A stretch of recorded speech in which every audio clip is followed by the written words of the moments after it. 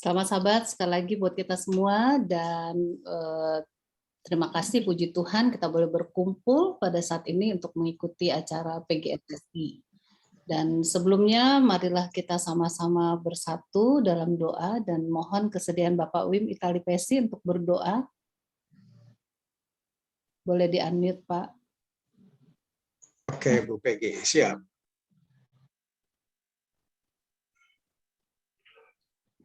Ya, silakan Pak Wim. Mari kita tunduk kepala dan berdoa. Bapa kami yang bertahta di sorga, Allah kami, Tuhan yang Maha Kuasa. Di Sabat yang kudus ini kami patut menaikkan puji dan syukur atas betapa besar kasih setia Tuhan bagi kami dan menyertai, melindungi, bahkan memberkati kami hari lepas hari, pagi, siang, malam. Kami boleh tiba lagi di hari Sabat ini dengan dan terima kasih Tuhan sudah kumpulkan kami, saudara-saudara umat Tuhan, para pemimpin diskusi dalam jemaat kami.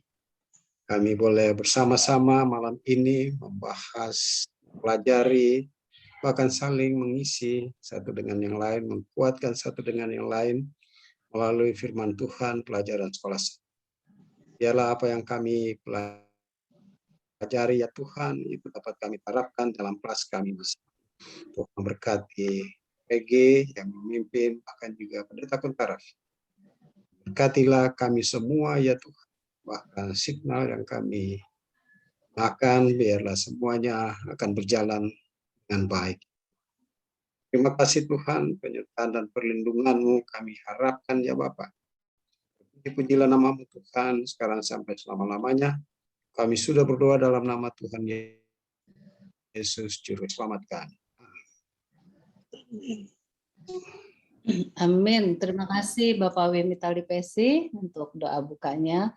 Dan selanjutnya kita akan memulai dan sebelumnya saya mohon kesediaan seperti biasa Joyce Sitompul dan Ibu Irma Pakasi untuk membacakan ayat dan juga bagi kita semua yang sudah ada di Zoom meeting ini agar mikrofonnya dalam posisi di mute supaya tidak ada suara-suara yang mengganggu nanti waktu kita mendengarkan rekaman ini. Dan bagi mereka yang mau bertanya silahkan tuliskan pertanyaan di kolom chat. Nanti Pendeta Kuntaraf akan menjawab seluruh pertanyaan ya. Baik, kita akan mulai. Saya akan share screen.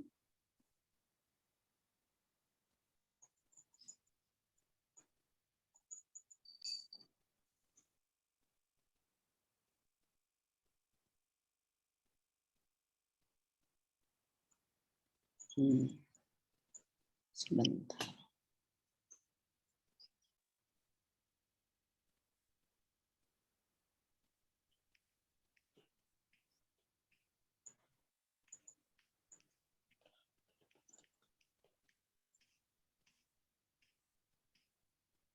Oke. Ya, ini ya, ini pelajaran kita ya. Benar ya judulnya ya, Perjanjian dengan Abraham. Tulisannya tertutup tulisannya. Tertutup itu. Oh, tulisannya tertutup. Nah, ini dia. Sama dengan yang dialami pendeta pada. Coba kita lihat di slide berikutnya. Bagaimana ini? Sama ya. Tertutup juga? Iya, itu dia punya atas dan samping. Oke, sebentar.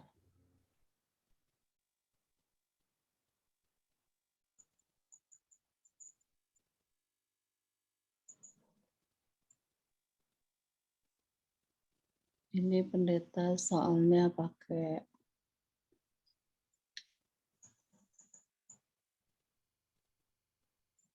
kalau sekarang bagaimana? Terlihat. Jelas. Perjanjian dengan Abraham. Ya, cuman kecil ya, tapi nggak apa-apa. Iya, nggak apa-apa Bu. Boleh itu, bagus. Boleh. Jelas. Oke, nggak apa-apa ya, ada sampingnya. Nah, judul pelajaran kita pada saat ini adalah pelajaran yang ke-7 ya, Perjanjian dengan Abraham. Sebagai pendahuluan, Ya, dimulai dengan A. Yang pertama Romawi yaitu perjanjian Allah dengan manusia. Dan yang kedua kita akan belajar mengapa pelajaran ini penting. Kita mulai ya dengan 7 perjanjian utama Allah dan manusia ya, perjanjian utama Allah dan manusia. Yang pertama perjanjian pertama yaitu Adam. Kita bisa baca dalam Kejadian 1 sampai 3, kemudian perjanjian yang kedua itu dengan Nuh, Kejadian 6 sampai 9. Perjanjian ketiga itu dengan Abraham, Kejadian 12 ayat 1 sampai 3. Kemudian yang keempat adalah perjanjian dengan Musa dan bangsa Israel yang dikenal sebagai perjanjian Sinai atau perjanjian Musa. Dan kita bisa baca dalam Keluaran 19 sampai dengan 24. Kelima adalah perjanjian kelima dengan Pinehas, Bilangan 25 ayat 10 sampai dengan 13. Dan perjanjian keenam itu dengan Daud, itu perjanjian Daud 2 sampai 7 ayat 5 sampai 16 kita bisa baca. Kemudian perjanjian ketujuh, perjanjian baru, Yeremia 31 ayat 31 sampai dengan 34. Nah, sekarang kita akan lihat bagaimana perjanjian kepada Nuh dan Abraham. Oke, sebentar. Perjanjian Nuh dan Abraham. Minta tolong untuk di mute. Oke, ini masih banyak yang belum mute ya, tolong mute. Minta tolong yang jadi co-host untuk tolong mute yang bersuara.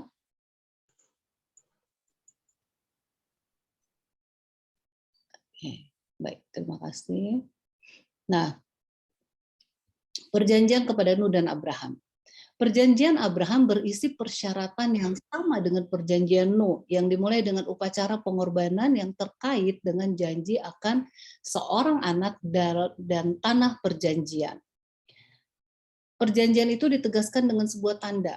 Akan tetapi perjanjian Abraham berbeda dari perjanjian dengan Nuh, karena apa? Mengandung unsur-unsur baru, yaitu tandanya adalah sunat. Dan pada Abraham mendapat nama baru, Abram menjadi Abraham. Kemudian Alkitab memberikan 2 perspektif yang berbeda tentang perjanjian itu. Perjanjian dengan Nuh fokusnya adalah pada Allah dan pribadi Nuh yang ditundukkan. Nah, perjanjian dengan Abraham mencakup perspektif Abraham dan perjalanan dalam kegenapan atas isi perjanjian itu yang terjadi dengan cara yang lebih rumit, ya. Nah, setelah itu kita lihat.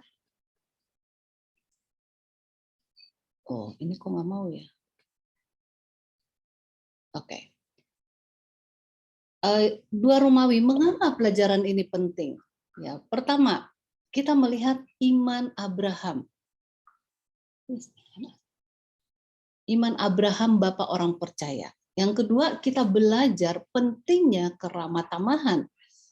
Dan yang ketiga, kita belajar Abraham disebut sahabat Allah. Jadi ini penting-pentingnya ya.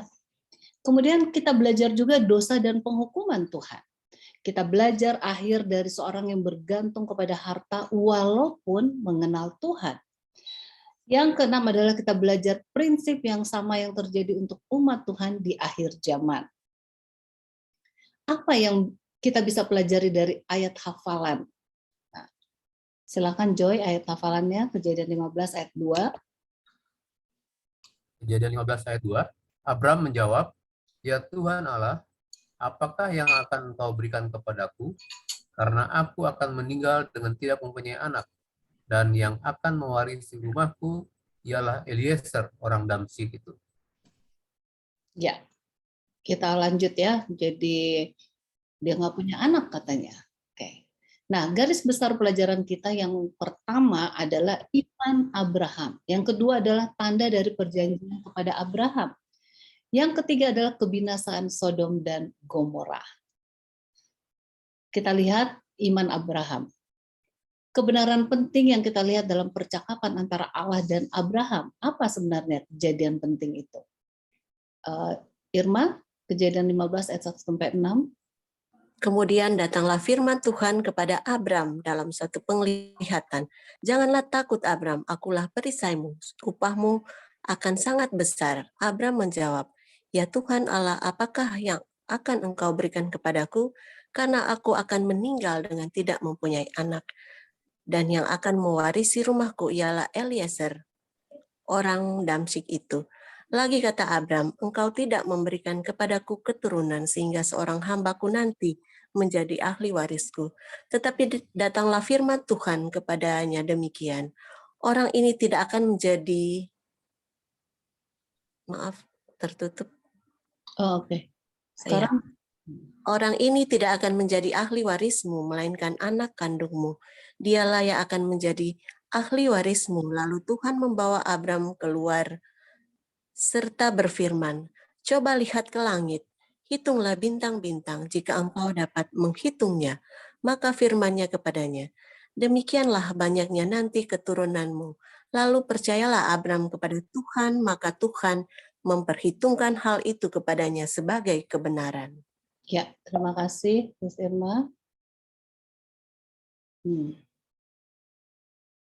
Nah, ini percakapan Allah dengan Abraham. Yang pertama adalah tanggapan pertama Tuhan terhadap keprihatinan Abram tentang seorang ahli waris. Dan itu kita bisa baca dalam Kejadian 15 ayat 1-3 adalah bahwa dia akan memiliki seorang putra yang merupakan anak kandungnya. Kejadian 15 ayat 4. Yang kedua adalah bahasa yang sama digunakan oleh Nabi Nathan kepada Daud adalah merujuk pada keturunan raja. Oh, saya minta maaf, ini saya punya laptop suka ketutup-tutup ininya, videonya. Loh, nggak tahu caranya gimana. Oke. Dan yang kedua, bahasa yang sama digunakan oleh Nabi Nathan kepada Daud adalah merujuk pada keturunan raja, sang Mesias yang akan datang di masa depan. Kita bisa lihat dalam 2 Samuel 7 ayat 12. Kemudian yang ketiga, Abram diyakinkan dan percaya kepada Tuhan. Kita lihat dalam Kejadian 15 ayat 6. Karena dia mengerti bahwa pemenuhan janji Tuhan tidak bergantung pada kebenarannya sendiri, tetapi kepada Tuhan. Dan itu tertulis dalam Kejadian 15 ayat 6 dan Roma 4 ayat 5 dan 6. Yang keempat adalah gagasan ini luar biasa, terutama dalam budaya itu. Dalam agama orang Mesir kuno misalnya, penghakiman dievaluasi berdasarkan penghitungan perbuatan kebenaran seseorang terhadap kebenaran Dewi Ma'at yang mewakili kebenaran ilahi. Jadi singkatnya, seseorang harus berusaha mendapatkan keselamatan. Nah, ini iman Abram ya, kita lihat. Kebenaran tambahan apakah yang dinyatakan selama upacara korban yang mengukuhkan perjanjian antara Allah dan Abraham? Firman Tuhan kepada Abram. Ini nggak ada ayatnya ya. Oke, ketahuilah dengan sesungguhnya bahwa keturunanmu akan menjadi orang asing dalam suatu negeri yang bukan kepunyaan mereka, dan bahwa mereka akan diperbudak dan dianiaya 400 tahun lamanya. Tetapi bangsa yang akan memperbudak mereka akan kuhukum, dan sesudah itu mereka akan keluar dengan membawa harta benda yang banyak. Tetapi engkau akan pergi kepada nenek moyangmu dengan sejahtera. Engkau akan dikuburkan pada waktu telah putih rambutmu. Tetapi keturunan yang keempat akan kembali ke sini. Sebab sebelum itu kedurjanaan orang Amori itu belum genap. Ketika matahari telah terbenam dan hari menjadi gelap, maka kelihatanlah perapian yang berasap beserta suluh yang berapi lewat di antara potongan-potongan daging itu. Nah, kita lihat sekarang korban dan perjanjian Allah. Oke. Tuhan kemudian mengatur upacara pengorbanan untuk dilakukan oleh Abram. Pada dasarnya korban menunjuk pada kematian Kristus untuk dosa-dosa kita. Manusia diselamatkan oleh kasih karunia, pemberian dari kebenaran Allah, dilambangkan dengan pengorbanan ini. Dan namun upacara khusus ini menyampaikan pesan khusus untuk Abram untuk apa yang akan terjadi di masa depan.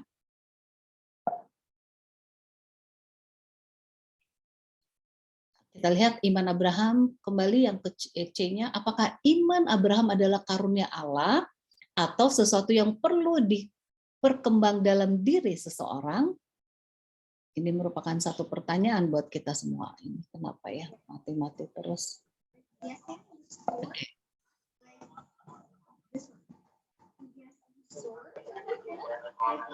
Oke, mohon di mute ya.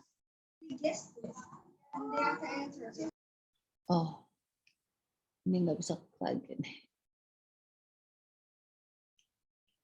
Oh, sorry, minta maaf ini.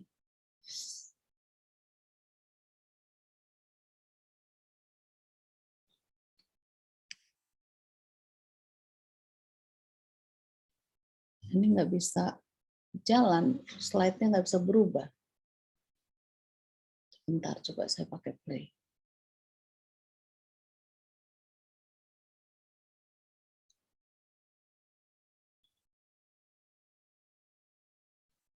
Sebentar ya. Ini apa yang terjadi?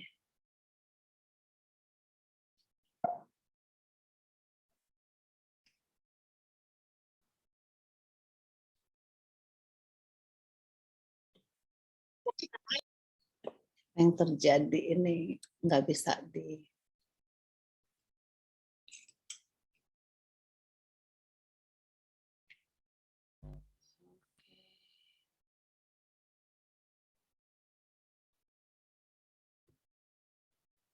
ini nggak bisa lewat ini slide-nya.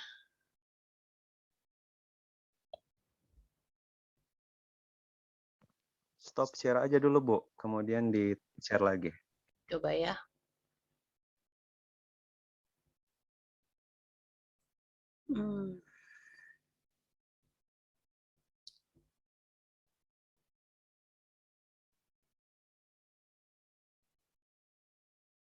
Karena ini pakai Keynote sih pendeta.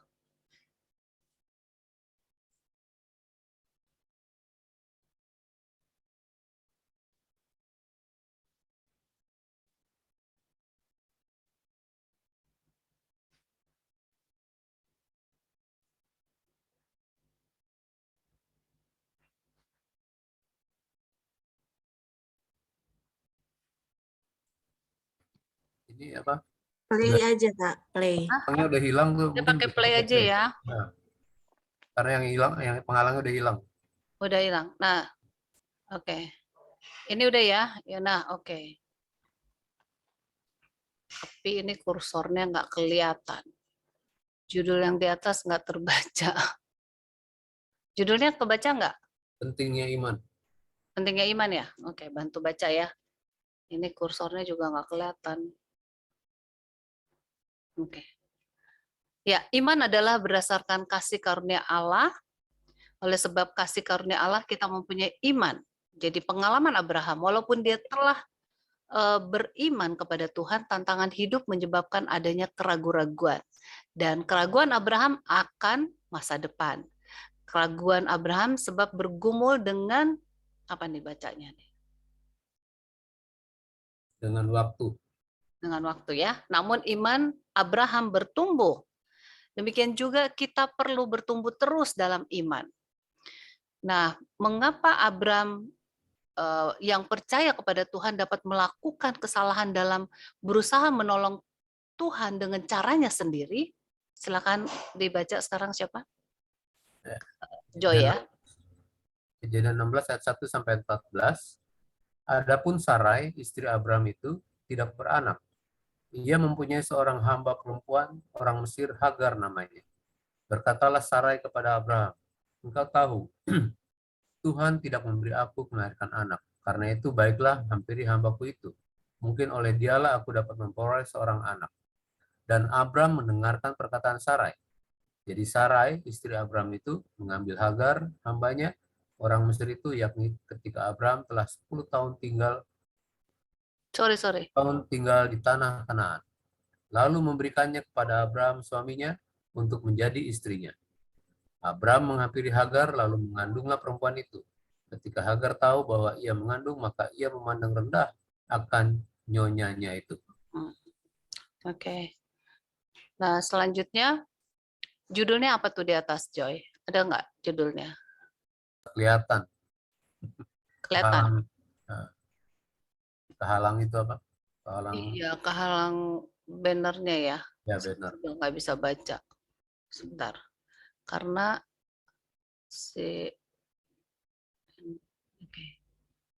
Ini sampai sini ya, masalah Abraham ya. Iya.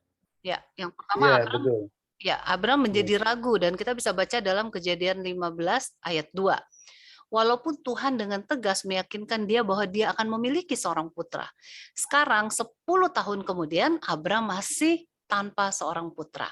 Yang kedua, bahkan setelah nubuatan terakhir Tuhan yang jelas atau keturunan yang akan berada di Mesir 400 tahun dan kembali ke Kanaan, Abram tampaknya telah kehilangan imannya. Dia tidak percaya lagi bahwa dia akan mungkin memiliki seorang putra dengan Sarai. Dan yang ketiga adalah masalah yang ketiga, Sarai merasa putus asa, mengambil inisiatif dan mendesaknya untuk menggunakan praktik umum pada masa itu di Timur Tengah kuno untuk mengambil pengganti Hagar, pelayan Sarai, ditunjuk untuk melakukan pelayanan ini. Ini adalah sistem bekerja. Nah, yang keempat, ironisnya, usaha atau strategi manusia ini tampaknya lebih efisien daripada iman kepada janji Tuhan. Yang kelima, bagian yang menggambarkan hubungan Sarai dengan Abram menggemakan kisah Adam dan Hawa di Taman Eden. Kedua peristiwa ini memiliki sejumlah motif yang sama, seperti Sarai, seperti Hawa, aktif, Abram seperti Adam pasif, dan berbagi kata kerja dan frasa yang sama, mendengarkan suara, menerima, dan memberikan. Nah, ini nggak bisa lagi pindah.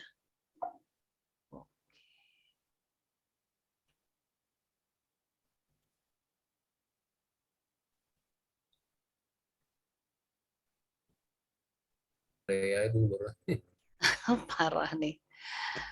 Ya, slide-nya nggak mau pindah. Tadi bisa. Tadi bisa tolong nggak ini kenapa slide-nya nggak mau pindah ya? Coba di ini dulu, Peggy, di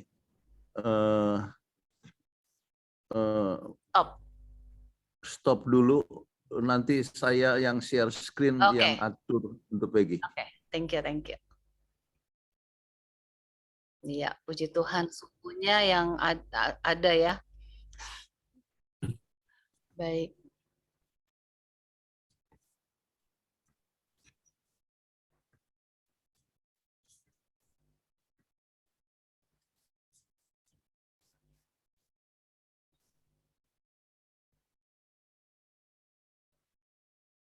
Iya.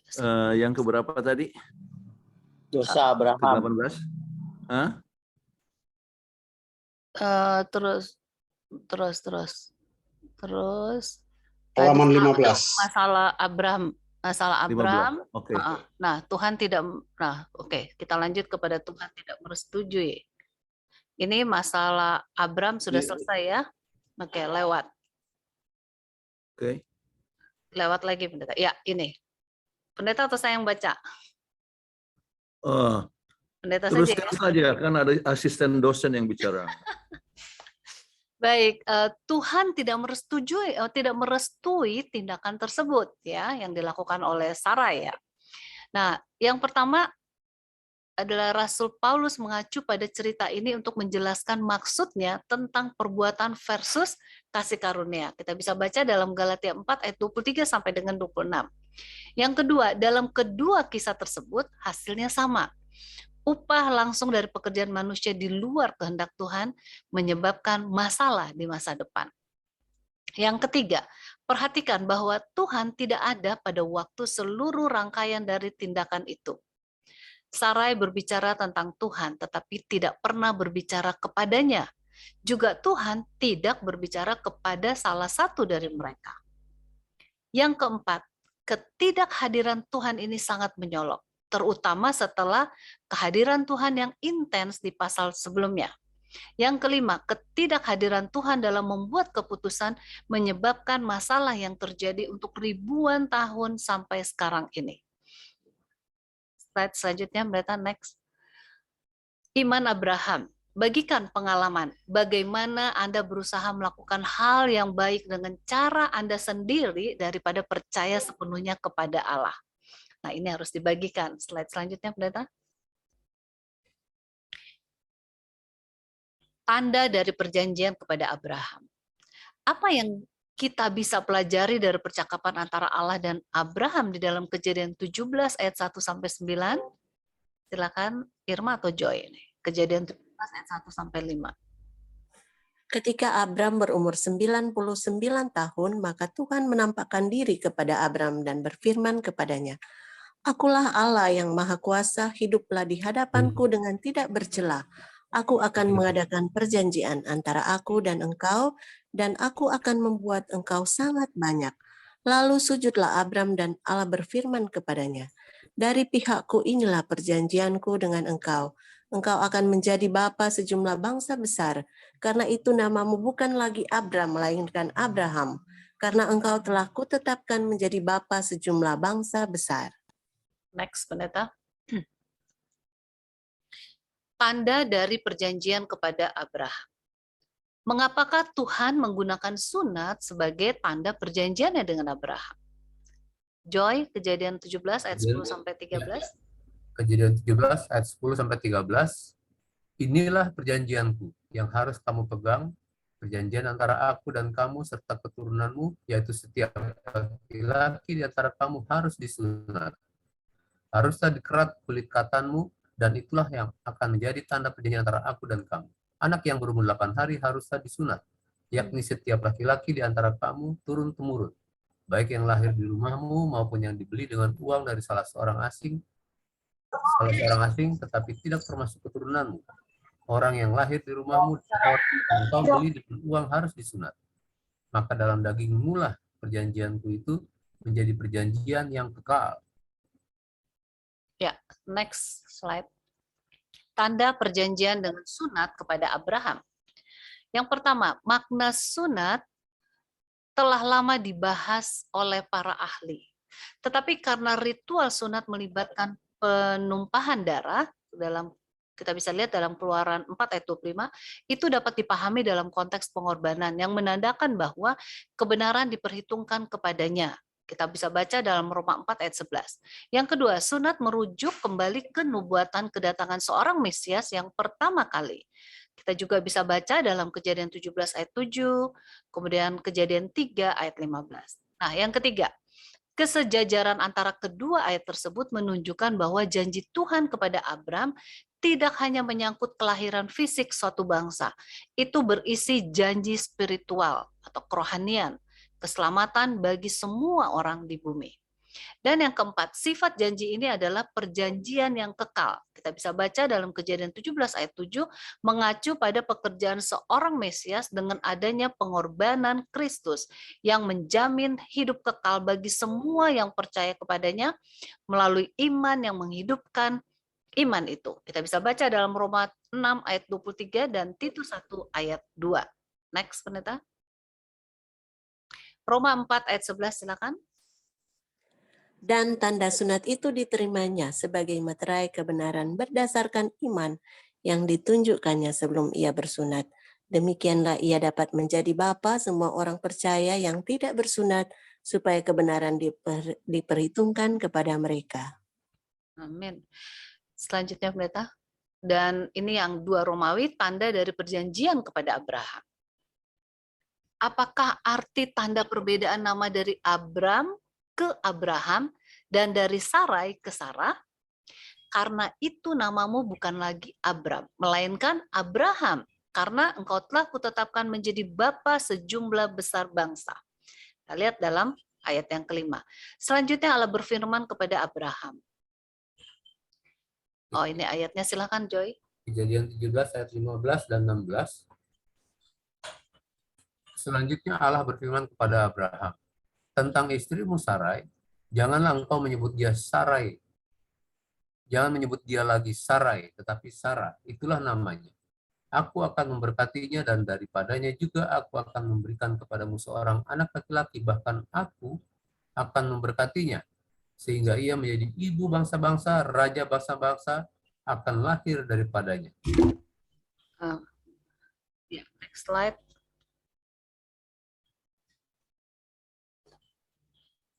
Ya, pergantian nama. Yang pertama, nama Abram dan Sarai hanya mengacu pada status mereka saat ini. Abram berarti ayah yang mulia, dan Sarai berarti putri raja atau putri raja milik Abram. Yang kedua, perubahan nama mereka menjadi Abraham dan Sarah, mengacu pada masa depan. Abraham berarti bapak banyak bangsa, dan Sarah berarti putri, yaitu untuk semua orang. Yang ketiga, secara paralel, tetapi bukan tanpa ironi, nama Ishak atau dia akan tertawa adalah mengingat tawa Abraham. Nah, maksudnya tertawa pertama yang tercatat dalam kitab suci ya, kita bisa baca dalam Kejadian 17 ayat 17. Itu adalah tertawa skeptisisme atau ketawa mengejek. Yang keempat, Abraham meskipun percaya pada apa yang Tuhan telah janjikan dengan jelas kepadanya, tetapi Abraham masih ada pergumulan untuk menjalaninya dalam iman dan kepercayaan. Next slide, ya. 2 Romawi, tanda dari perjanjian kepada Abraham. Bagaimana Abraham menunjukkan keramat tamahan kepada orang asing? Ini maksudnya orang asing ya, pendeta. Ibrani 18 ayat 1-15. Yaitu menyambut orang asing dengan ramah. Meminta istri untuk membuat roti terbaik. Kemudian mengambil anak lembu dan meminta bujang untuk mengolahnya. Dan mengambil dadi susu dan menghidangkannya. Kemudian bercerita dengan tamu. Next slide. Keramat tamahan kepada orang asing. Pertama, tidak jelas apakah Abraham tahu siapa orang-orang asing ini. Kita bisa lihat dalam Ibrani 13 ayat 2. Meskipun demikian, ia bertindak sopan dan baik terhadap mereka, seolah-olah Tuhan sendiri ada di antara mereka. Yang kedua, Abraham sedang duduk di pintu kemahnya waktu hari panas terik. Kita bisa baca dalam Kejadian 18 ayat 1. Dan karena orang-orang jarang lewat di gurun, maka itu Abraham ingin sekali bertemu dengan mereka. Nah, yang ketiga, Abraham berlari ke arah orang-orang itu. Kejadian 18 ayat 2. Meskipun dia berusia 99 tahun, dia menyebut salah satu dari orang-orang ini Adonai, Tuhanku. Kita bisa baca dalam Kejadian 18 ayat 3. Ini adalah gelar yang sering digunakan untuk Tuhan. Kita juga bisa baca dalam Kejadian 20 ayat 4, kemudian Keluaran 15 ayat 17. Nah, yang keempat, Abraham bergegas mengelilingi mereka untuk menyiapkan makanan. Kejadian 18 ayat 6 dan 7. Dia berdiri di samping mereka, memperhatikan kebutuhan mereka dan siap melayani mereka. Itu di ayat 8. Nah, yang kelima, perilaku Abraham terhadap orang asing surgawi akan menjadi model keramahan yang menginspirasi. Kita bisa baca dalam Ibrani 13 ayat 2. Nyatanya sikap hormat Abraham menyampaikan filosofi keramahan, menunjukkan rasa hormat dan perhatian terhadap orang asing, bukanlah hanya sikap sopan. Yang keenam, Alkitab menekankan bahwa itu adalah tugas agama, seolah-olah ditujukan kepada Tuhan sendiri. Kita bisa baca dalam Matius 25 ayat 35-40.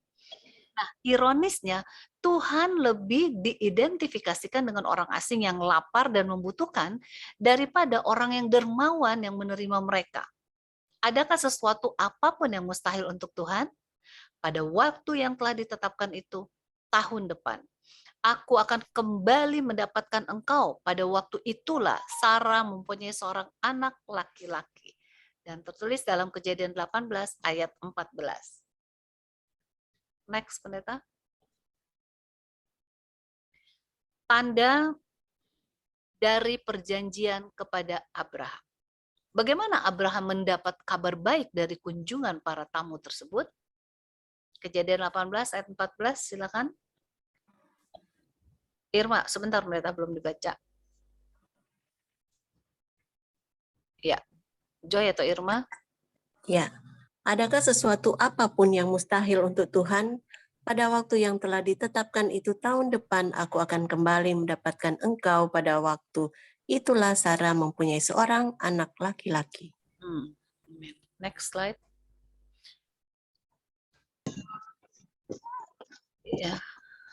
Ya, tanda dari perjanjian kepada Abraham. Bagaimana tertawa Sarah berubah setelah dia melihat kegenapan dari janji Tuhan? Pertama, Sarah tertawa sebab rasanya tidak mungkin dapat anak dalam usia 90 tahun. Namun janji Tuhan tergenapi. Tuhan menjawab secara gamblang dengan nama Ishak. Kejadian 17 ayat 19 bisa kita baca. Ironisnya Ishak yang berarti dia tertawa, memantulkan tertawanya Abram. Dan yang kedua, tetapi kali ini Allah yang tertawa karena nama Ishak menyeratkan nama Tuhan. Seperti yang disarankan oleh studi bahasa Semit dan Alkitab mengenai nama-nama. Sejalan dengan nama Ismail, Allah telah mendengar. Nama Ishak pasti juga membawa setidaknya nama Tuhan, yaitu Allah tertawa. Ya. Kebinasaan Sodom dan Gomora. Mengapakah Allah perlu untuk berkunjung kepada Sodom dan Gomora? Bukankah dia sudah tahu akan kejahatan akan kota-kota tersebut? Kejadian 18 ayat 16 sampai 21. Silakan. Lalu berangkatlah orang-orang itu dari situ dan memandang ke arah Sodom. Dan Abraham berjalan bersama-sama dengan mereka untuk mengantarkan mereka. Berpikirlah Tuhan, apakah aku akan menyembunyikan kepada Abraham apa yang hendak kulakukan ini? Bukankah sesungguhnya Abraham akan menjadi bangsa yang besar serta berkuasa, dan oleh dia segala bangsa di atas bumi akan mendapat berkat? Sebab aku telah memilih dia, supaya diperintahkannya kepada anak-anaknya dan kepada keturunannya, supaya tetap hidup menurut jalan yang ditunjukkan Tuhan dengan melakukan kebenaran dan keadilan, dan supaya Tuhan memenuhi kepada Abraham apa yang dijanjikannya kepadanya. Sesudah itu berfirmanlah Tuhan, sesungguhnya banyak keluh kesah orang tentang Sodom dan Gomora, dan sesungguhnya sangat berat dosanya. Baiklah aku turun untuk melihat apakah benar-benar mereka telah berkelakuan seperti keluh kesah orang yang telah sampai kepadaku atau tidak. Aku hendak mengetahuinya. Next slide. Apakah pengantaran Abraham meyakinkan Allah untuk lebih berkemurahan, atau apakah Abraham mulai untuk merefleksikan kemurahan dan kasih Allah yang tidak terhingga? Kita baca dalam Kejadian 18 ayat 22 sampai 24 dan 32. Irma. Lalu berpalinglah orang-orang itu dari situ dan berjalan ke Sodom. Tetapi Abraham masih tetap berdiri di hadapan Tuhan. Abraham datang mendekat dan berkata, apakah engkau akan melenyapkan orang benar bersama-sama dengan orang fasik? Bagaimana sekiranya ada 50 orang benar dalam kota itu? Apakah engkau akan melenyapkan tempat itu dan tidakkah engkau mengampuninya karena ke-50 orang benar yang ada di dalamnya itu? Katanya, janganlah kiranya Tuhan murka. Kalau aku berkata lagi sekali ini saja, sekiranya 10 didapati di sana, firman-Nya, aku tidak akan memusnahkan karena yang 10 itu. Next slide. Abraham ingin menyelamatkan Lot. Pertama, Abraham baru saja dikukuhkan dalam janji Tuhan akan seorang putra. Namun gantinya menikmati kabar baik, ia mengajak Tuhan berdiskusi tentang nasib Lot di Sodom. Yang kedua, Abraham bukan hanya seorang nabi yang kepadanya Tuhan menyatakan kehendaknya. Dia juga seorang nabi yang menjadi perantara bagi orang fasik. Frasa Ibrani, berdiri di hadapan Tuhan, adalah ungkapan untuk berdoa. Yang ketiga, faktanya Abraham menantang Tuhan dan tawar-menawar dengannya untuk menyelamatkan Sodom, tempat tinggal keponakannya. Pindah dari 50 ke 10. Tuhan akan menyelamatkan orang-orang Sodom jika hanya 10 orang Sodom yang benar. Kebinasaan Sodom dan Gomora. Bagaimana sikap dari orang Sodom dan Gomora membuktikan kejahatan mereka? Kita bisa lihat dalam Kejadian 19 ayat 1 sampai 11.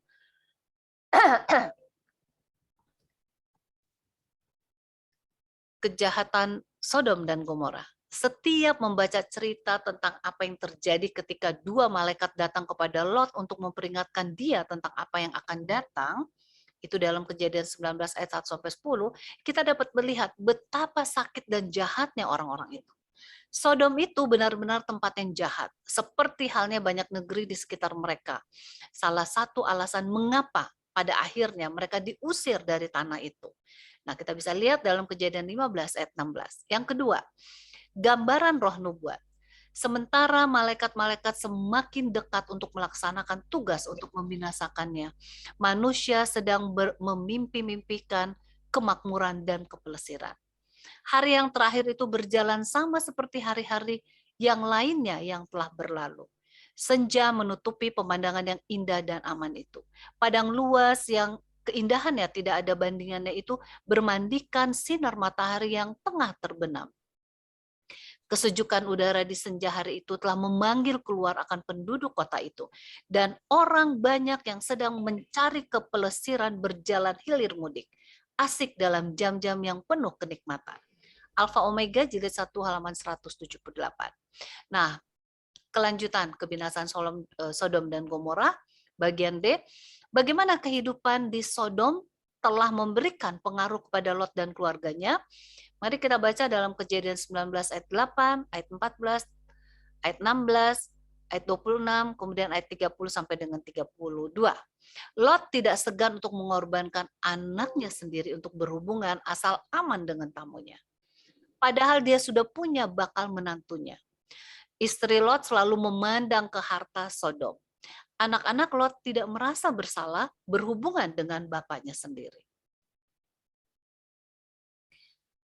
Mengapakah doa Yesus yang tercatat dalam Yohanes 17 ayat 15 sampai 19 sangat menguatkan untuk kehidupan kita sekarang ini dalam dunia yang penuh dengan kejahatan? Yohanes 17 ayat 15, Joy.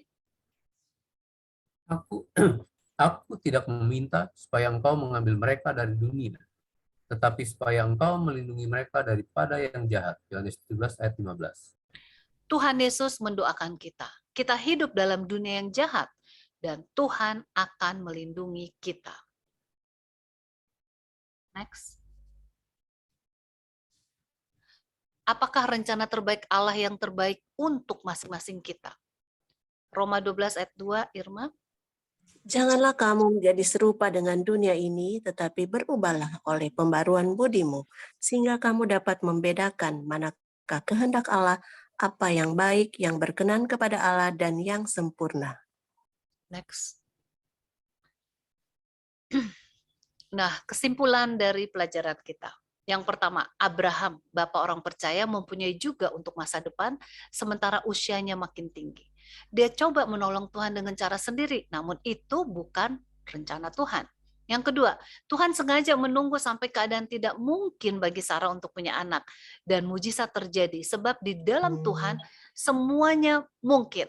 Yang ketiga, sunat adalah tanda perjanjian dengan Abraham. Dengan sunat ada pertumpahan darah dan mengacu kepada Kristus telah mencurahkan darahnya untuk keselamatan manusia. Setelah kedatangan Yesus, kita tidak perlu lagi mempunyai lambang sunat, tetapi baptisan adalah sunat rohani. Yang keempat, keramah tamahan Abraham adalah teladan untuk semua orang Kristen. Yang kelima, kejahatan Sodom telah pada puncaknya. Lot telah terpengaruh kejahatan Sodom. Namun Tuhan tetap mengasihi dan menyelamatkannya. Pertanyaan aplikasi. Yang pertama, apakah Anda melihat kasih Allah yang tidak terukur dan tidak pernah gagal yang dinyatakan dalam kisah ini? Yang kedua, B, pelajaran apakah dari kisah ini yang kita dapat peroleh yang berhubungan dengan kita yang hidup di akhir zaman ini? Dan C, apakah pelajaran terpenting yang Anda pelajari dari pelajaran ini? D, apa yang akan Anda buat dengan pelajaran ini minggu depan? Next, Pendeta. Habis. Habis ya, aduh. Puji Tuhan sudah bisa menyelesaikan bacaan ini. Baik, terima. Boleh di stop share, Pendeta? Ya, terima kasih untuk semua yang sudah sabar mendengarkan saya membacakan. Mohon maaf apabila bacaannya kurang baik ya. Tetapi pelajaran ini kita sudah pelajari sepanjang minggu yang lewat sampai saat ini. Dan marilah saatnya kita akan memasuki sesi berikutnya, yaitu question and answer. Jadi tanya jawab. Dan Pendeta Kuntaraf ada di tengah-tengah kita. Saya akan bacakan pertanyaan yang ada di kolom chat. Belum terlalu banyak, dan bagi mereka yang mau bertanya langsung, boleh klik raise hand, nanti saya akan panggilkan. Ini pertanyaan pertama dari Saudara Heri Ruskandi. Iman Abraham bertumbuh dari pertanyaan-pertanyaan dan keraguan-raguan. Abraham percaya pada Tuhan terlepas dari dirinya sendiri. Tawa Abraham muncul dari ejekan dan kekaguman. Doa Abraham kepada Tuhan dilakukan dari penyerahan dan tantangan-tantangan. Apakah ini maknanya? Oke. Apakah Pendeta Kuntaraf? Sebentar. Oke. Tidak berapa jelas dan pertanyaannya. Pertanyaannya tertulis ada di sini enggak? Ada di kolom chat, Pendeta. Ada di kolom chat, sebentar. Jadi ini ada di kolom chat. Pendeta bisa lihat nama Heri Ruskandi. Jadi maksudnya iman Abraham itu bertumbuh dari pertanyaan-pertanyaan dan keraguan-raguan. Abraham percaya pada Tuhan terlepas dari dirinya sendiri. Tawa Abraham muncul dari ejekan dan kekaguman. Doa Abraham kepada Tuhan dilakukan dari penyerahan dan tantangan-tantangan. Apakah ini maknanya? Apa makna dari semua itu?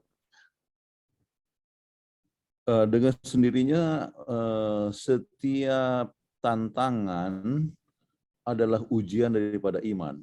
Dia sering berapa kali dia gagal, tetapi dari kegagalan itu Tuhan tetap mengasihinya dan tetap memberikan kesempatan kepadanya. Dan akhirnya yang menjadi imannya sangat bertumbuh adalah kenyataan bahwa pada saat yang tidak mungkin bisa menjadi mungkin. Ya.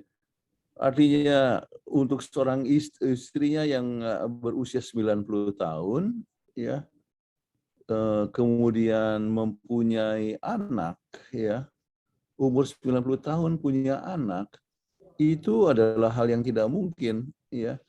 Jadi dari situlah dia mendapatkan puncak daripada imannya, sebab lihat sesuatu perkara yang mungkin, ya, dalam keadaan yang tidak mungkin, ya.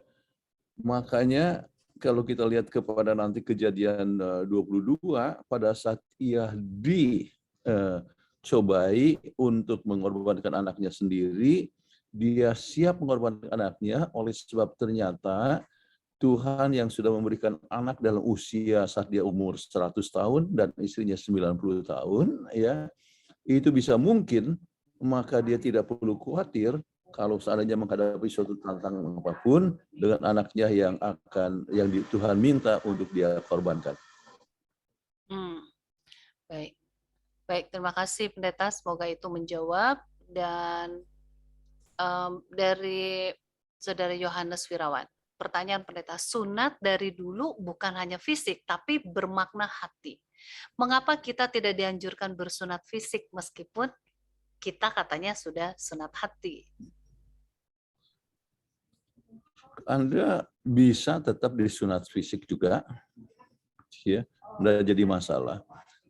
Jadi bersunat fisik adalah sesuatu perkara yang bermanfaat untuk kesehatan, ya, untuk beberapa poin, ya, yang baik. Jadi itu bersunat fisik ada manfaatnya, ya. Namun oleh sebab orang Israel atau orang Yahudi telah memikirkan banyak kepada fisik sampai lupa kepada soal rohani, makanya kita diajarkan untuk melihat kepada sesuatu yang terpenting, dan yang terpenting adalah masalah rohani, ya. Dan baptisan, artinya baptisan adalah merupakan suatu pengganti untuk sunat. Oke. Jadi kalau kita dibaptis, kita benar akan menerima perjanjian itu. Oke.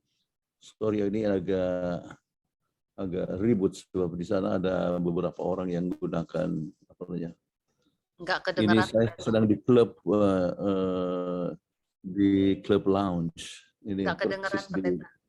Brasil, kita sedang di Slovakia. Oke. Oke. Nah, jadi ada manfaatnya, ya. Tetapi kalau tidak sampai seorang itu disunat secara fisik, yang sangat penting adalah sunat rohani, ya. Dan Tuhan gantikan itu dengan baptisan oleh sebab banyak orang yang telah memikirkan fisik dan melupakan soal rohani. Amin. Terima kasih. Semoga menjawab ya. Pertanyaan selanjutnya dari saudari Safrida ya. Papan. Jika Tuhan tidak berkenan akan usul Sarai agar Abraham menghampiri Hagar, kenapa Tuhan memberkati rahim Hagar sehingga melahirkan Ismail?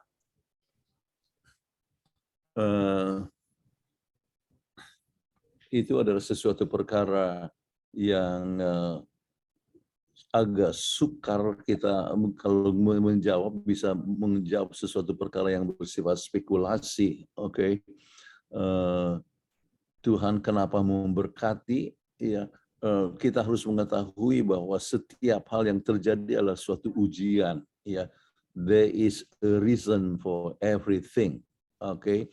Jadi kenapa Tuhan tidak memberkati Sarah, ya, pada awalnya? Kalau seandainya, ya, Sarah itu tidak mandul, ya, tidak ada sesuatu yang istimewa. Itu tidak. Abraham tidak bisa disebut sebagai bapak orang percaya. Oke. Kalau seandainya Sarah itu tidak mandul, ya itu normal kalau misalnya dia melahirkan pada saat usia 30 tahun atau 35. Tetapi melahirkan anak waktu umur 90 tahun, ya, itu baru istimewa. Ya.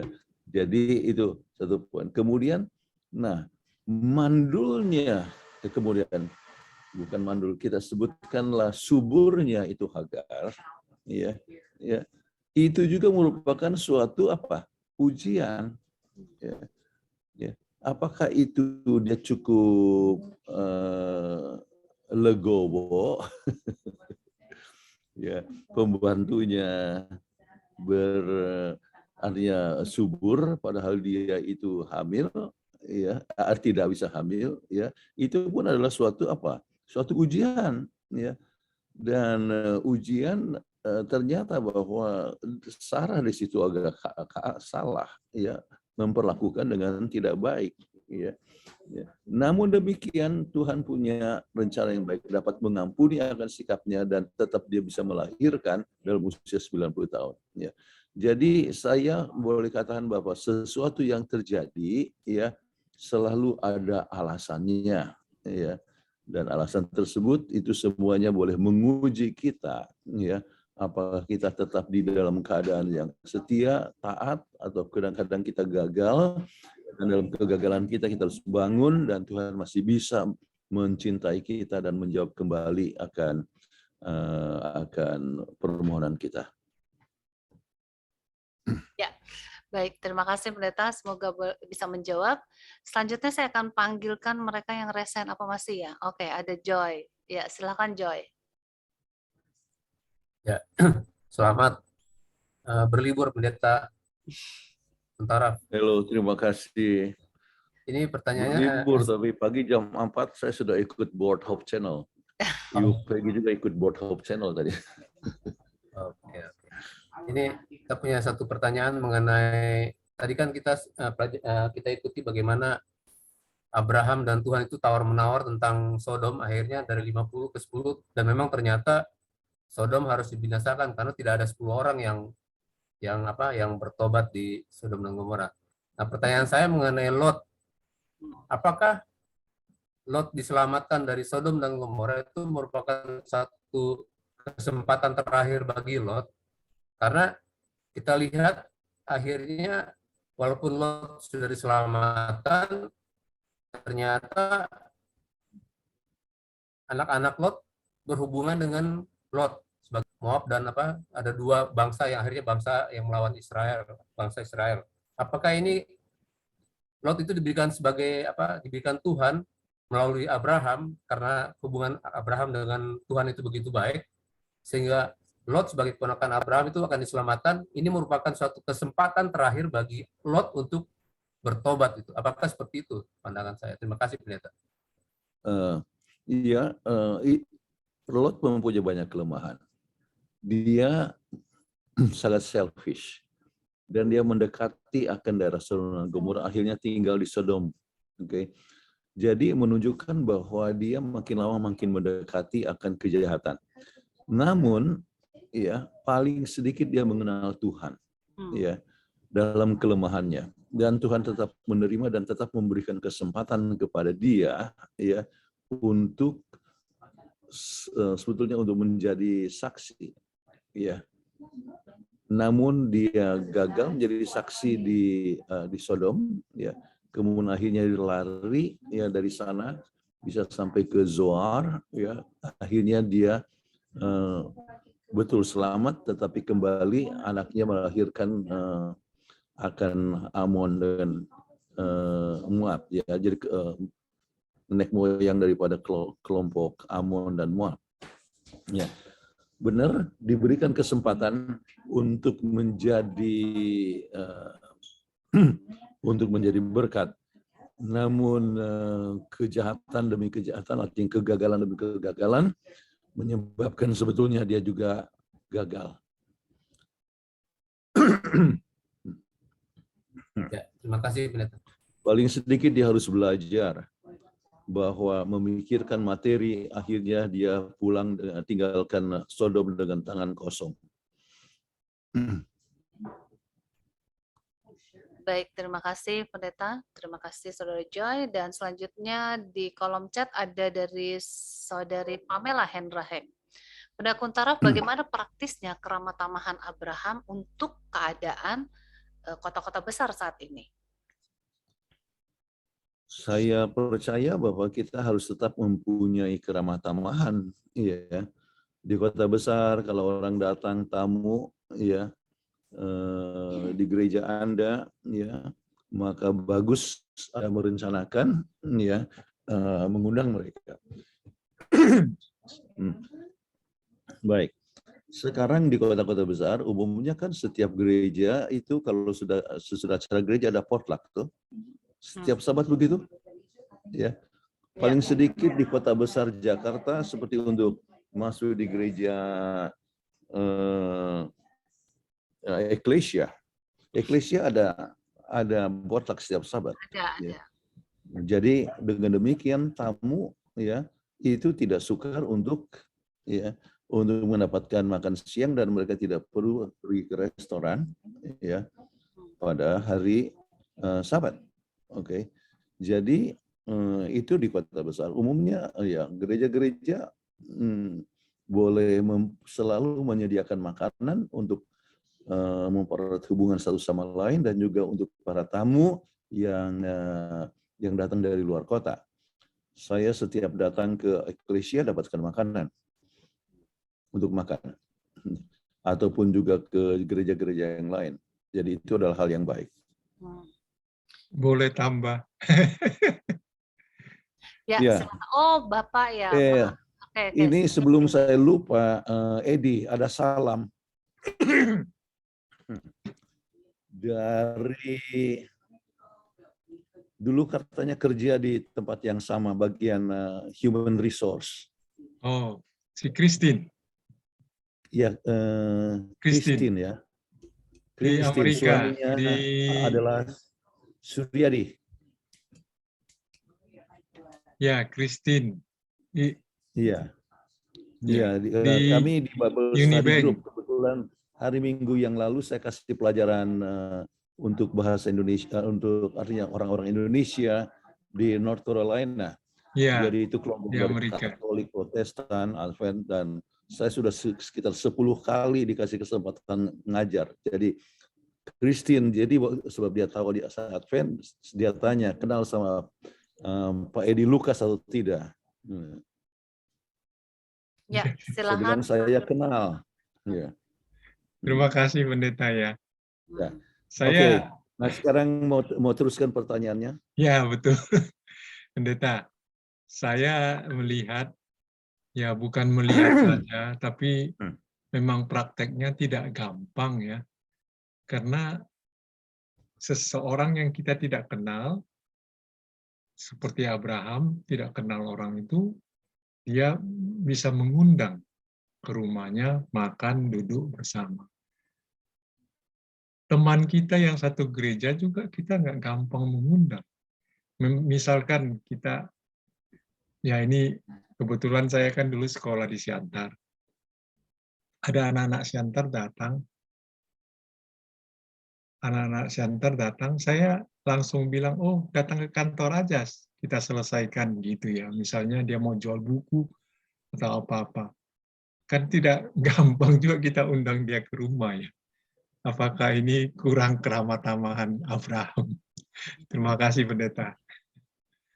Saya tidak tahu, berapa minggu yang lalu di gereja kebetulan oleh sebab COVID ini, jadi jarang potluck kita hanya 2 kali sebulan. Ya, terus waktu Sabat itu tidak ada potluck, kemudian ada tamu dokter dari London, ya. Kemudian kami undang ke rumah, ya. Dan waktu itu dia belum ada mobil, ya. Kemudian kami bawa ke rumah kami yang letaknya 41 menit dari gereja.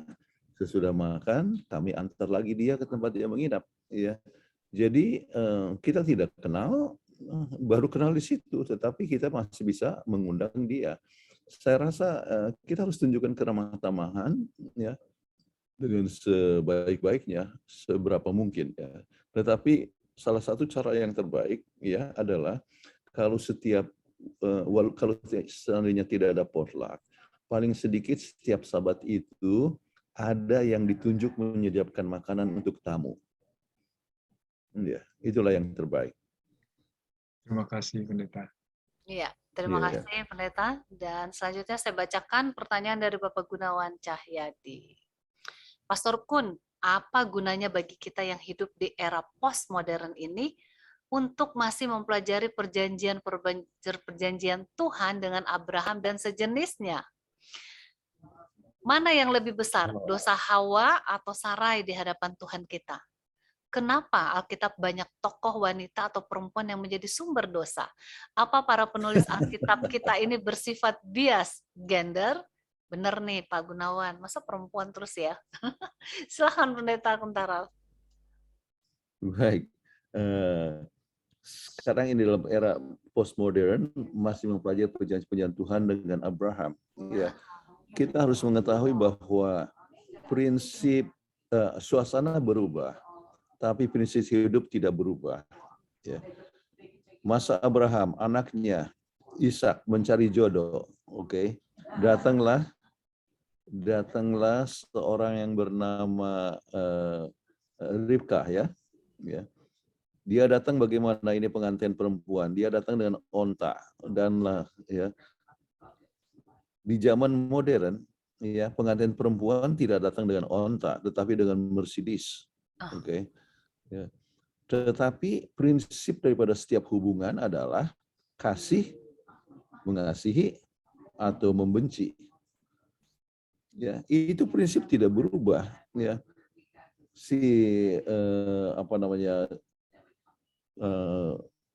Ishak dengan istrinya mencintai, ya, dan satu sama lain menikah, ya, kemudian mempunyai anak dan sebagainya. Itu prinsip tidak berubah. Ya. Nah, pelajaran tentang Abraham dan perjanjiannya, ya, itu perjanjian Tuhan, ya, dan ketaatan Abraham itu tetap prinsipnya sama. Apalagi dari Abraham itu terdapat suatu perjanjian untuk segala bangsa menjadi berkat, dan itu adalah Yesus Kristus. Jadi sangat penting untuk mengetahui perjanjian, ya, Abraham, ya, Tuhan dengan Abraham, ya, itu sangat applicable, ya, untuk kita sekarang ini, ya, di zaman modern. Keselamatan kita oleh siapa? Oleh sebab Yesus Kristus. Siapa itu Yesus Kristus? Keturunan Abraham. Ya. Jadi tetap prinsipnya tidak pernah berubah. Oh, kemudian yang berikut. Mana yang lebih besar, dosa Hawa Hawa atau ataupun Sarai di Sarah? hadapan Tuhan. Ya. Kalau dari segi risikonya, ya, dari segi risikonya, dengan dosa Hawa lebih besar, walaupun kelihatan hanya makan buah itu, tetapi akibatnya adalah semua keturunan itu kan mempunyai, artinya jadi mempunyai kecenderungan untuk berdosa. Ya, namun ya kita harus ingat ya bahwa enggak ada di dalam pengertian Tuhan itu ada yang disebut dosa besar, dosa kecil. Ya. Jadi setiap pelanggaran kecil itu adalah pelanggaran, ya. Kemudian yang besar, ya itu adalah satu pelanggaran. Tetapi semua dosa itu memerlukan apa? Yesus Kristus. Ya. Jadi Yesus Kristus adalah sebagai kasih karunia, ya. Dan itulah yang menyelamatkan kita. Jadi apakah dosa kita kecil, tetapi Yesus harus mati. Ya. Dosa kita besar, Yesus harus mati. Ya. Tetapi ya kita bersyukur oleh sebab kita mendapatkan keselamatan melalui Yesus Kristus. Nah sekarang kenapa disebutkan wanita menjadi sumber dosa? Ya lebih banyak dosa, lebih banyak laki-laki yang melakukan dosa daripada perempuan di dalam Alkitab. Ya. Coba lihat pembunuh-pembunuh apa semua itu lebih banyak laki-laki. Ya. Tetapi ada juga perempuan. Ya. Tetapi kita harus mengetahui bahwa sementara ada aja wanita yang berdosa, tetapi ada juga wanita yang taat kepada Tuhan. Ya.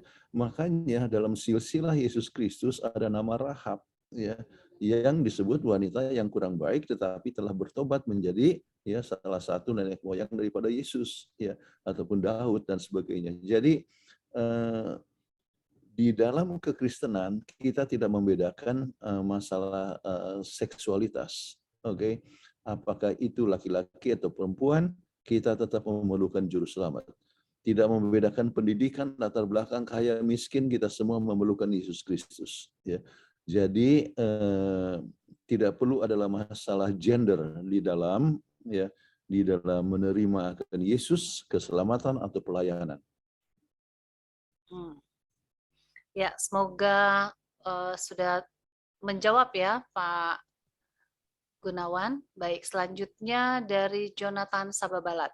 Pendeta, apa makna teologi di balik tawar-menawar yang dilakukan Abraham dan Allah? Makna teologi, hubungan Tuhan dengan manusia itu dekat. Oke. Ya. Terima kasih. Hubungan kita dengan Tuhan sama seperti dengan sahabat kita. Makanya disebut adalah Abraham adalah sahabat Allah. Ya. Jadi sahabat Allah. Jadi Tuhan itu dekat. Ya, kita bisa berbicara kepadanya dan Tuhan berbicara kepada kita. Ya. Jadi kalau kita mempunyai suatu kepekaan dengan kehadiran Tuhan, maka kita bisa melihat itu satu perkara yang sangat penting. Itu adalah makna teologi yang sangat penting. Baik. Kedekatan antara Tuhan kepada manusia yang selalu mau menjangkau manusia. Baik, terima kasih Pendeta. Pertanyaan selanjutnya dari Billy. Selamat sahabat Pendeta dan Ibu Peggy. Selamat sahabat juga. Pertanyaannya adalah, mengapa Tuhan menunda bertahun-tahun menggenapi janji keturunan bagi Abraham? Bagaimana mengetahui kapan kita akan bertindak berdasarkan iman atau hanya menunggu saja jawaban Tuhan? Bagaimana ini? Dari siapa ini? Dari Billy. Ya. Billy, ya. Jadi mengapa? Sebab saya lihat ini ada tulisan dari Charming Sung. Mungkin direct message ya Pendeta. Di sini nggak ada. Kita baca yang dari Billy dulu. Oh, oke. Ya. Jadi pertanyaannya adalah, mengapa Tuhan menunda bertahun-tahun menggenapi janji keturunan bagi Abraham? Bagaimana, yang kedua ya, bagaimana mengetahui kapan kita akan bertindak berdasarkan iman atau hanya menunggu saja jawaban Tuhan? Oke. Tuhan menunda sampai keadaan tidak mungkin bagi manusia untuk mendapatkan keturunan. Jadi masa menunggu itu adalah satu masa yang sampai sampai tiba kepada satu suasana di mana seorang harus tahu bahwa hanya dengan iman saja dia bisa selamat. Ya. Hanya dengan iman saja dia bisa dapatkan keturunan. Ya. Sebab tidak mungkin. Ya. Jadi kalau seandainya cepat dapatkan anak, ya, itu nggak biasa aja. Tetapi justru sengaja tiba kepada ditunggu sampai keadaannya yang tidak mungkin dapatkan anak, akhirnya dapatkan anak. Itu hal yang luar biasa. Ya. Kemudian bagaimana? Apa kita harus menunggu saja? Ya, kita harus tetap ya berdoa, menunggu dan berusaha. Jadi misalnya, ya, kalau seandainya Tuhan sudah katakan tahun depan kamu akan mendapatkan anak, ya, tahun depan, ya, Sarah akan mendapatkan anak, ya. Kemudian Abraham, apakah dia hanya menunggu saja? Ya, dia sudah dikatakan akan tahun depan akan dapatkan anak. Oh, dia tidak bisa menunggu saja. Paling sedikit dia harus ada hubungan seksualitas dengan istrinya dong. Ya, kalau tidak ada hubungan seks, bagaimana dia akan dapatkan anak? Betul tidak? Ya. Jadi itu adanya kerjasama antara manusia dengan Tuhan. Jadi demikian juga dengan berbagai macam proyek-proyek yang kita buat. Harus ada usaha kita dan sering kita harus membantu Tuhan dalam menjawab doa kita. Terima kasih Pendeta. Selanjutnya, tadi Pendeta mau baca yang direct message? Enggak, saya lihat ada message dari Charming Sung, Ya. rupanya tentang tanggal 18 tentang acara itu. Oh, oke. Kalau begitu kita lanjut dengan pertanyaan berikutnya. Acara di Pontianak untuk penabisan gereja, artinya untuk peresmian gereja. Ya. Oke, thank you. Selanjutnya dari Bapak Gunawan Cahyadi, apa manfaat tambahan atau fringe benefit seorang Kristen yang telah pula disunat fisik dibanding terhadap orang Kristen yang hanya disunat batin atau hati? Oh, tambahannya ya lebih sehat lah. Iya, lebih sehat lebih ya. Bersih, lebih Okay. sehat, lebih bersih. Ya. Ya. Perlu diketahui bahwa kemungkinan untuk dapatkan kanker itu jauh lebih kecil kalau orang itu disunat. Okay. Ini termasuk kepada dia punya istri. Ya. Kemungkinan istrinya dapatkan kanker rahim itu lebih kecil kalau suaminya itu disunat. Jadi ada banyak manfaatnya dari segi kesehatan. Baik. Selanjutnya dari Edwin Thomas. Maaf Bu Peggy, maaf ya. Pak Asturkun. Maksud saya fringe benefit secara rohaniah, bukan secara medis. Jadi di mata Tuhan itu apa nanti waktu final judgment yang sudah disunat fisik jadi lebih gampang diadilinya dengan putusan-putusan yang lebih meringankan atau bagaimana? Saya kurang tahu itu. Jadi ada dua orang Kristen, yang satu nggak disunat fisik tapi disunat batin. Sedangkan satu lagi orang Kristen disunat fisik sekaligus sudah pasti kan disunat batin lewat permandian, penguatan dan sebagainya. Nah itu di mata Tuhan bagaimana itu perlakuannya? Itu maksudnya secara rohaniah, bukan secara medis. Kalau medis jelas kan ya. Oke. Jadi kalau secara kerohanian, ya kembali kepada Efesus 2, 8 dan 9, Bapa dengan iman, ya, dengan kasih karunia yang engkau diselamatkan dan bukan perbuatanmu, ya, supaya jangan seorang memegahkan diri. Seorang tidak perlu di surga nanti katakan saya ini disunat loh, ya. Maka tidak ada keselamatan itu bukan oleh sebab disunat atau tidak sunat, tetapi oleh sebab seorang menerima Yesus sebagai juru selamat, ya. Jadi di surga itu ya tidak ada untungnya seorang disunat atau tidak disunat, asal ada sunat hati. Oke. Sebab keselamatan hanya dengan kasih karunia saja. Iya, terima kasih Pendeta. Semoga itu menjawab ya Pak Gun ya. Dari Edwin Thomas, buku Talmud memberikan keterangan lebih banyak tentang Abraham. Apakah bisa diterima bagi umat Tuhan? Apa ini buku Talmud deh? Iya, Talmud. Talmud adalah interpretasi kepada Perjanjian Lama. Ya, banyak sekali hal-hal yang membawa keterangan-keterangan yang kadang-kadang berbagai macam interpretasi di situ yang justru akan lebih memberatkan dan membingungkan manusia. Oke, jadi tidak bisa kita menerima ya apa yang bukan dari Alkitab. Ya, Talmud mungkin menolong untuk memberikan satu latar belakang budaya ya yang terjadi pada waktu dulu dan sebagainya, tetapi bukanlah suatu bahan yang autentik untuk memberikan suatu interpretasi kepada Alkitab, sebab kita tahu bahwa itu bukanlah diinspirasikan, ditulis oleh ahli-ahli. Misalnya tentang pemeliharaan hari Sabat ada berapa banyak itu dia punya peraturannya ya.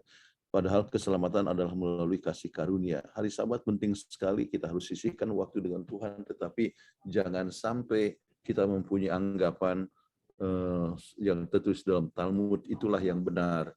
Jadi kalau bawa sapu tangan ya, kalau di kantong enggak apa-apa, kalau dipegang pakai tangan pada hari Sabat itu Anda sudah kerja.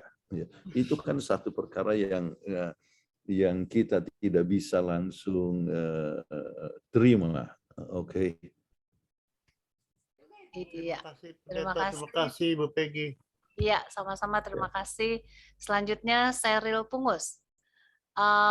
Apakah yang membuat Lot diselamatkan dan dibenarkan oleh Tuhan? Apakah iman Abrahamlah yang sebenarnya mempengaruhi keselamatannya? Karena kalau dilihat dari moralnya saja sudah terganggu, kemudian Lot ketika keluar dari tempat itu harus dipaksa keluar atau ditarik dari Sodom. Ya, pengaruh daripada iman Abraham, ya, usaha daripada Abraham, ya, untuk supaya dia ikut termasuk yang diselamatkan, dan paling sedikit ada sesuatu hal yang tertanam juga dari dia, ya, walaupun ya dia dipengaruhi oleh keduniawian, ya, ada sesuatu perkara yang kalau Anda lihat di dalam buku 2 Chronicles, 2 Tawarikh pasal 19, ya, kata-kata Tuhan melalui nabinya kepada Jehoshafat yang sudah melanggar. Ya. Dan apakah yang dikatakan oleh Tuhan kalau Anda baca di dalam 2 Tawarikh 19 ya, beberapa ayat yang pertama ada kalimat begini. Tetapi masih ada sesuatu yang baik padamu. Ya. Ini semua kita kan orang berdosa. Oke. Jangan katakan bahwa Pendeta Kuntarap ini sudah pensiunan masih ngabar Injil, tetapi apakah saya tidak berdosa? Saya juga adalah orang berdosa. Ya. Ya. Tetapi Tuhan menerima kita sebagaimana kita ada, dan ya Tuhan melihat kita masih ada sesuatu yang baik padamu. Oke. Jadi pada pada Lot ya di samping doa daripada Abraham, tetapi juga masih ada sesuatu yang baik padanya. Dan Tuhan masih kasih kesempatan kepadanya untuk datang kepada Tuhan ya, walaupun dia ya mengadakan berbagai macam dalih untuk tetap tinggal di Sodom dan sebagainya ya, tetapi Tuhan tetap masih mempunyai kasih sayang yang luar biasa. Amin. Jadi artinya kita juga Tuhan tetap menunggu ya, untuk Tuhan tetap mengasihi, menunggu kita untuk ikut Tuhan dengan sepenuh hati. Nah, Pak Gun, pertanyaannya nanti saya satukan. Saya akan bacakan pertanyaan dari Robi Misman. Mengapa Tuhan harus turun melihat kejahatan di Sodom? Tuhan bisa bertindak di mana saja, bukankah Tuhan Maha Tahu? Itu adalah yang sangat bagus, dan kita singgung tadi pembahasan yang dibacakan oleh Peggy. Ya, salah satu hal yang penting adalah Tuhan Maha Tahu. Ya, namun dengan kedatangannya langsung ke Sodom, maka terlihat lebih jelas akan kejahatannya. Ya. Jadi untuk kita sebagai pembaca Alkitab, kalau tidak ada peristiwa bagaimana mereka berusaha untuk memperkosa ini malaikat-malaikat, ya kita hanya kadang wah mereka berdosa, tetapi artinya berdosa sebab itu Tuhan hukum dengan api, ya. Tetapi tidak begitu tahu apa dosanya. Tetapi dengan kedatangan mereka langsung ke tempat itu, kemudian mereka membuat kejahatan itu, ya, maka kita lebih jelaslah dosa itu, ya, sampai kita katakan memang cocoklah mereka itu dihukum dengan api. Baik, terima kasih Pendeta. Dan selanjutnya ini Pak Gunawan Cahyadi lagi nih. Setelah itu saya akan saya panggilkan yang resen ya. Pastor Kun, mana yang lebih berdosa, orang-orang atau kaum LGBT Sodom dan Gomora dibandingkan terhadap orang-orang Yahudi, Saduki, Farisi dan sejenisnya lah, yang mana di masa Yesus di hadapan Tuhan kita yang Maha Kasih? Apa mereka semua akan lolos pada final judgment?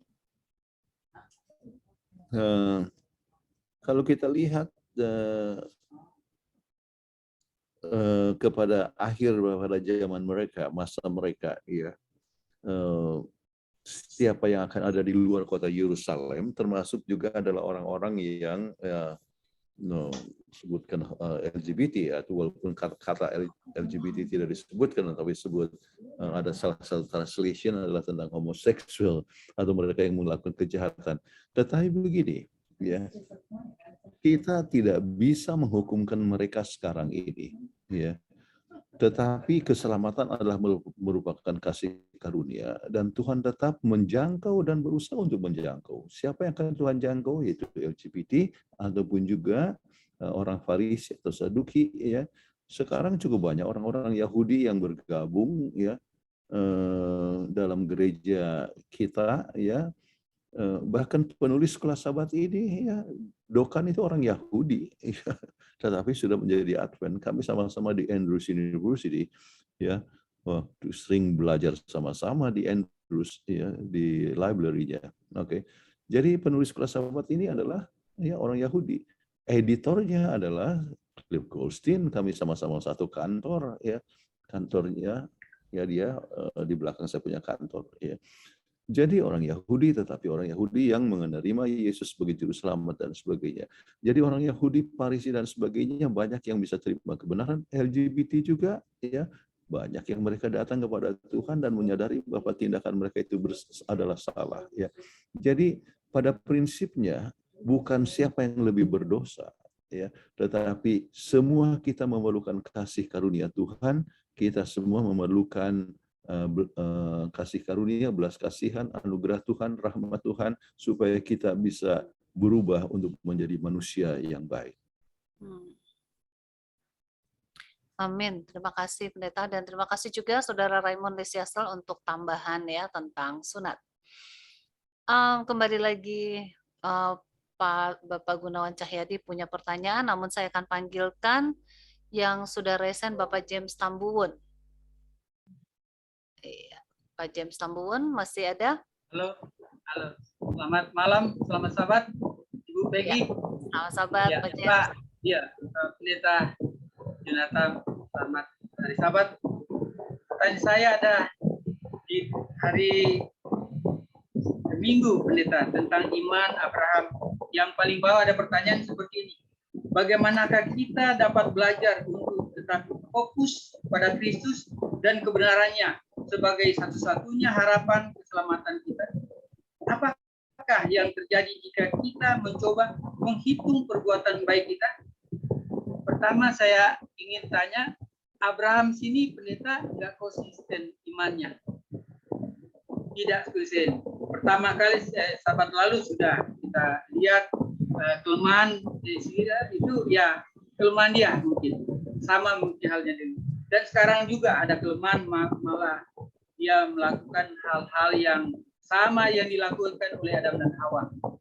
Dia mendengar istrinya. Akhirnya itulah terjadi suatu masalah yang sangat besar sampai saat ini. Makanya ada Palestina dengan Israel itu gara-gara itu saya kira garis merahnya, benang merahnya. Pertanyaan saya ini dengan Injil Yesus dan berkata, aku datang membawa upah. Ini di dalam Wahyu 22 pendeta ayat 12. Sesungguhnya aku datang segera dan aku membawa upahku untuk membalaskan kepada setiap orang menurut perbuatannya. Ini perbuatan ini. Aku ada Alfa dan Omega.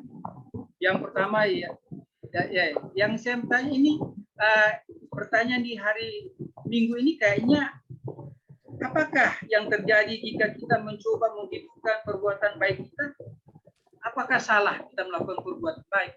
Hanya iman saja, pendeta.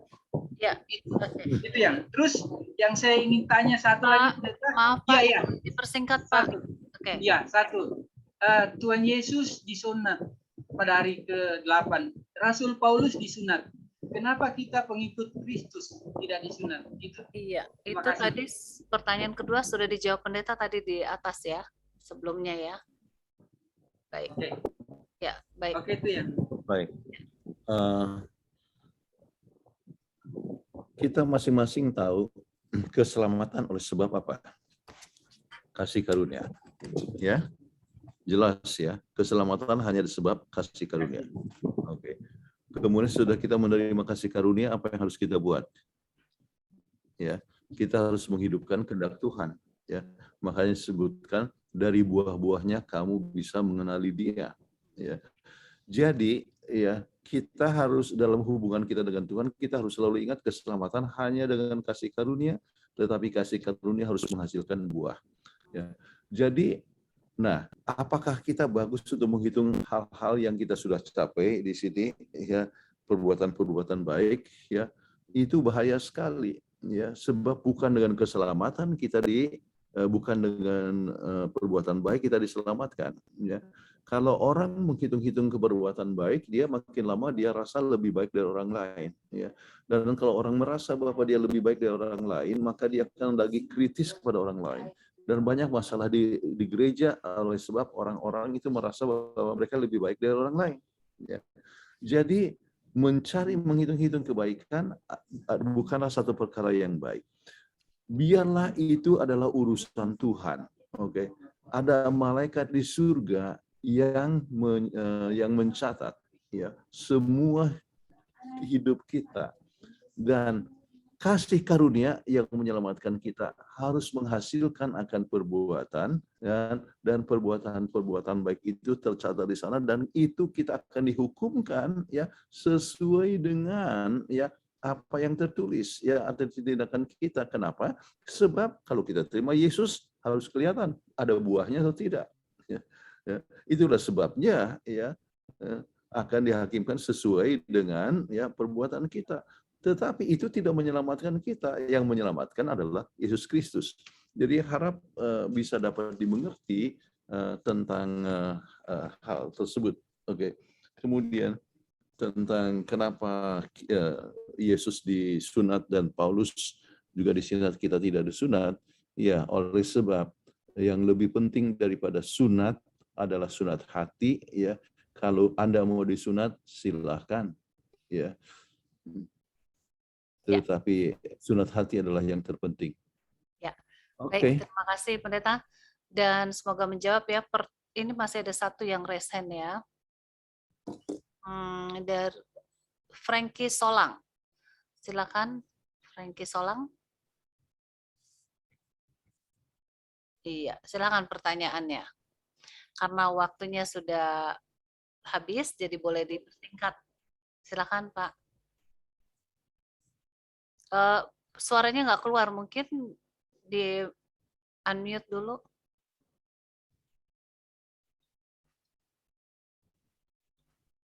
Tidak ada suaranya, Pak. Tolong di unmute.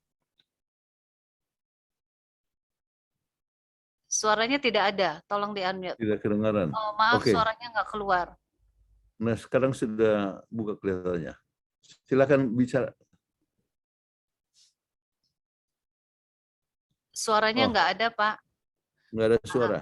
Tolong diperbaiki dulu, nanti bisa kembali lagi saya bacakan satu pertanyaan yang lain. Nggak ada suaranya, Pak Frankie. Volumenya mungkin volumenya. Coba volumenya dikeraskan.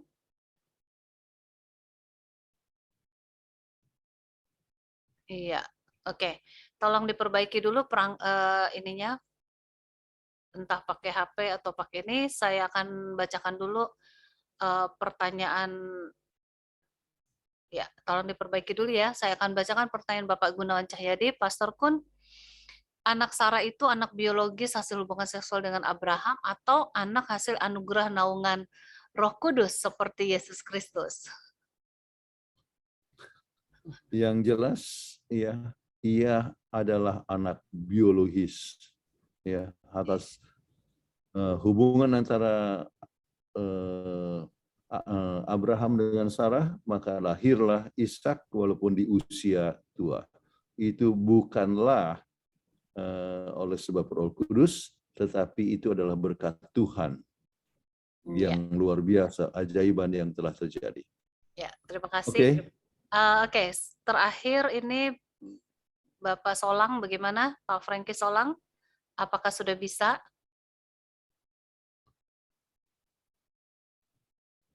Silakan.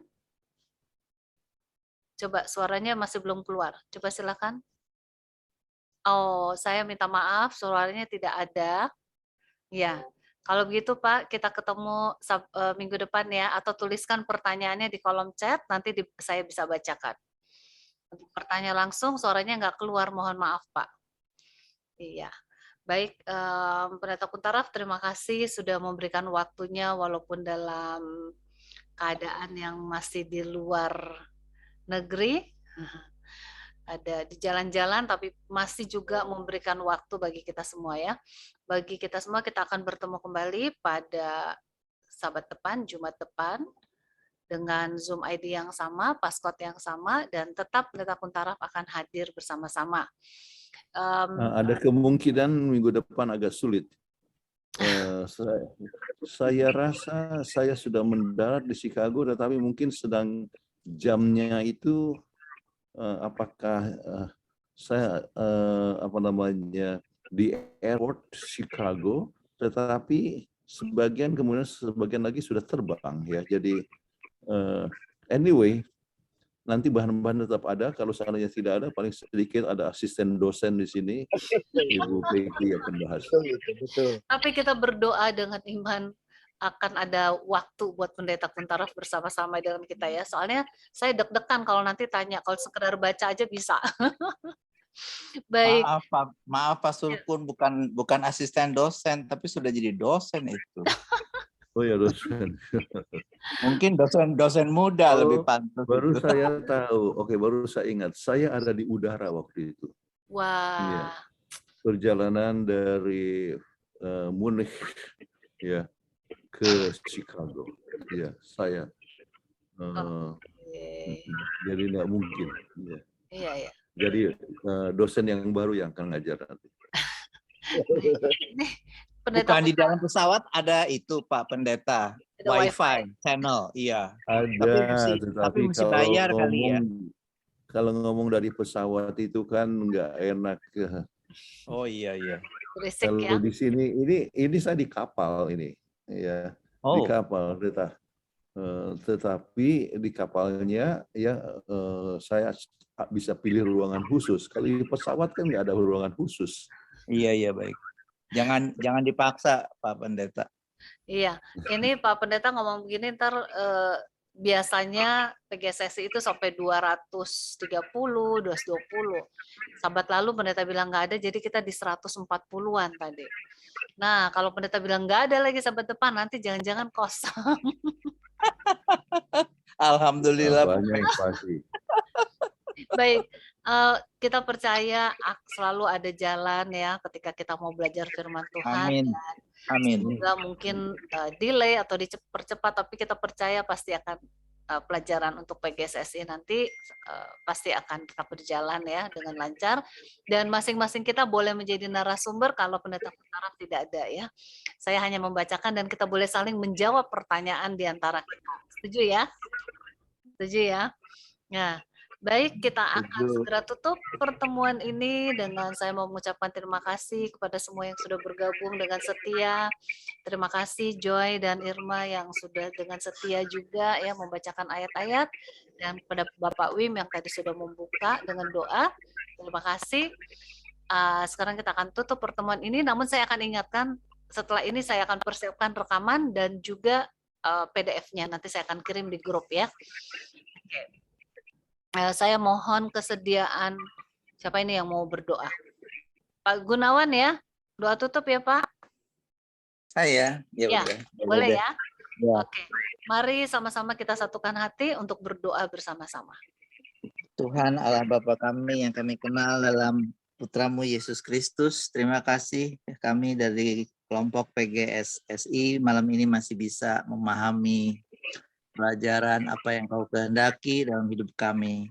Berkatilah Pendeta Kuntaraf yang sedang dalam tugas perjalanannya di luar negeri, dan juga Ibu Peggy sebagai moderator, supaya ada keberlanjutan pengajaran firman-Mu ini. Dan dampingilah kami supaya sampai minggu depan dan selanjutnya kami masih bisa berkumpul. Ini semua kami mohonkan kepada-Mu dengan perantaraan Putra-Mu saja, Yesus Kristus, Tuhan dan pengantara kami. Amin. Amin. Terima kasih Pak Gunawan, dan terima kasih untuk kita semua. Boleh di-unmute untuk mengucapkan selamat sabat. Amin. Amin. Terima kasih. Selamat Selamat sabat semua. Terima kasih. Selamat sabat semuanya. Terima kasih semuanya. Pendeta Kuntaraf. Semuanya sudah hadir. 3, 2, 1.